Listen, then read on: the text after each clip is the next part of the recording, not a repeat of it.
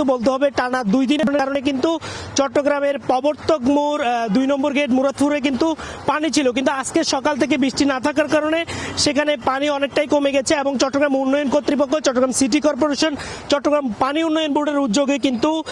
যে পানি নিষ্কাশনের যে ব্যবস্থা অর্থাৎ জলাবদ্ধতা নিরসন প্রকল্পের আওতাধীন যে বর্জ্য ব্যবস্থাপনা, সেই বর্জ্যগুলি তুলে নেওয়ার পরে এবং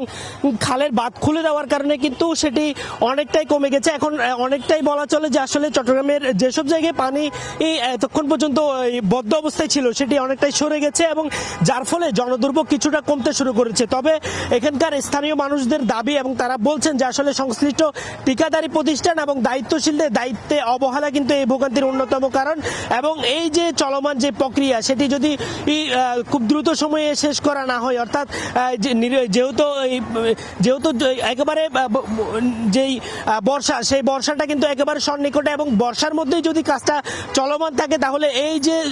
ভোগান্তি, সেই ভোগান্তি আরো দীর্ঘ থেকে দীর্ঘ হবে এবং দ্রুত সময়ে যদি এই যে সংকট, সেই সংকট সমাধান করা যায় এবং জলাবদ্ধতা নিরসন প্রকল্পের কাজগুলি দ্রুত শেষ করা যায় তাহলে এই ভোগান্তি থেকে চট্টগ্রামবাসী রেহাই পাবে, এমনটাই বলছেন সংশ্লিষ্টরা। তো এই ছিল আমার কাছে চট্টগ্রাম থেকে সর্বশেষ।